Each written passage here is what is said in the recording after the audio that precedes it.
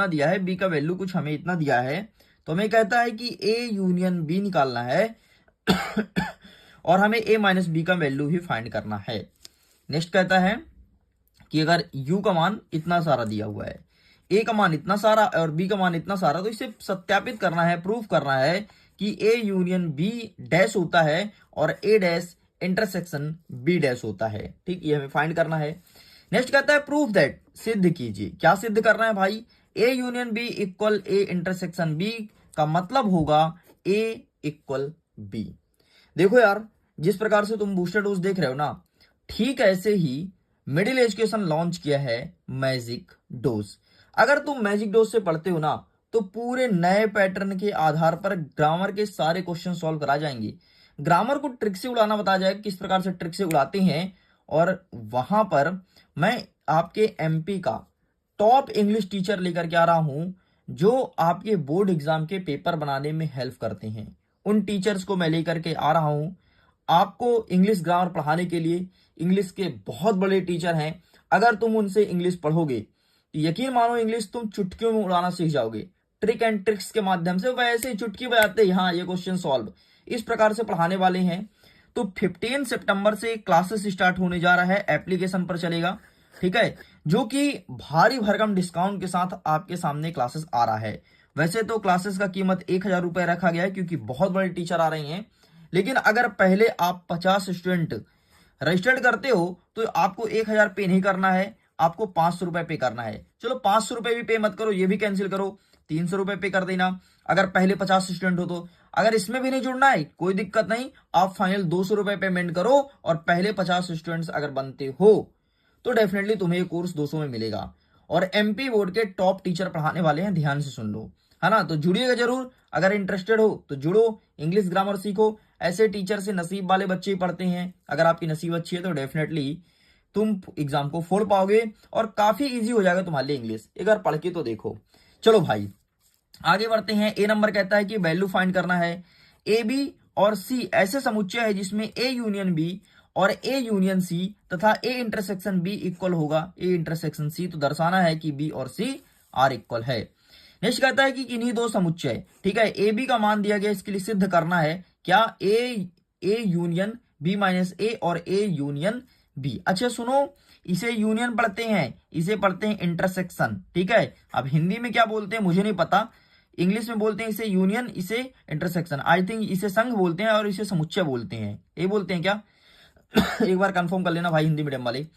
चलो आगे बढ़ते हैं। यदि एफ का वैल्यू आपको इतना इतना दिया गया है और एफ एक्स प्लस 1 दिया गया है और जी एक्स का वैल्यू आपको इतना दिया है, तो इसे परिभाषित करना है कि एफ प्लस जी और एफ माइनस जी हमें फाइंड भी करना है।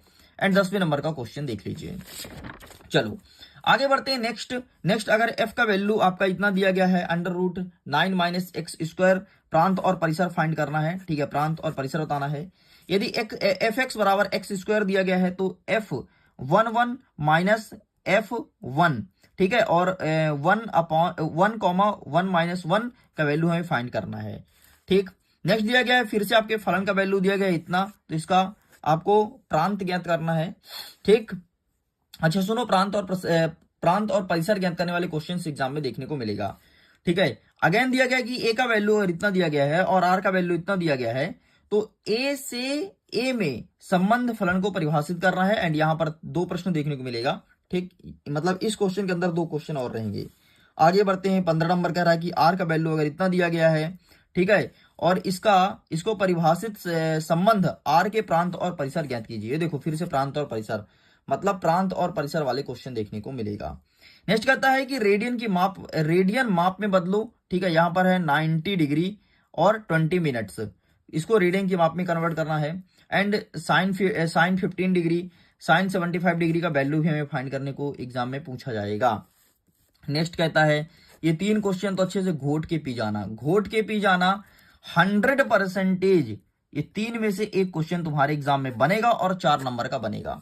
तो घोट के पी जाना मतलब घोट के पी जाना। कोई भी स्कूल के हो ना तुम, 3 में से एक आ रहा है, उठा के तुम देख लेना अपने पेपर को आज। नेक्स्ट कहता है 19 नंबर, एक घड़ी में 1 मिनट में 1.5 सेंटीमीटर, सॉरी, एक घड़ी में जो मिनट की सुई है वो 1.5 सेंटीमीटर लंबी है और इसकी नोक 40 मिनट में कितनी दूर जा सकती है। डिस्टेंस बताना है एंड 20वां 21वां और 22वां क्वेश्चन को देख लीजिए।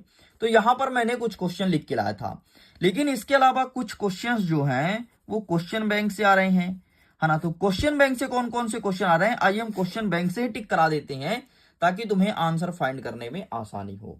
तो चलिए अब हम ले चलते हैं अपने मोबाइल की स्क्रीन की तरफ एंड आगे के सारे क्वेश्चंस को फटाफट कवर अप करते हैं। एंड देखो नेक्स्ट क्वेश्चन आपको कवर करना है यहाँ से। वैसे तो यहाँ पर बहुत सारे क्वेश्चंस दिए गए हैं, लेकिन मैं जिसे टिक करूँ केवल आपको वो पढ़ के जाना है। हमें सबसे पहले देखना है 37, 38 एंड 40, बस इतना क्वेश्चन आपको यहाँ से प्रिपेयर करना है। नेक्स्ट हमारे एग्जाम में आएगा चैप्टर नंबर 4। आइए देख लेते हैं यहाँ से कौन कौन से क्वेश्चंस बन रहे हैं। हम आगे बढ़ते हैं तो ये देखो यहाँ से सबसे पहले 2 अंकी वाले क्वेश्चन देखेंगे। सबसे पहले क्वेश्चन नंबर 9 प्रिपेयर करना है आपको एंड क्वेश्चन नंबर 10 प्रिपेयर करना है और क्वेश्चन नंबर 12, बस इतना तुम्हें यहाँ से प्रिपेयर करना, बाकी कुछ मत पढ़ो, छोड़ दो। नेक्स्ट आगे बढ़ते हैं। अब यहाँ से बनेगा कुछ 4 अंक वाले क्वेश्चंस। इसको देखते हैं कौन कौन सा हमारे एग्जाम में आएगा। क्वेश्चन नंबर 15 आएगा, ठीक है।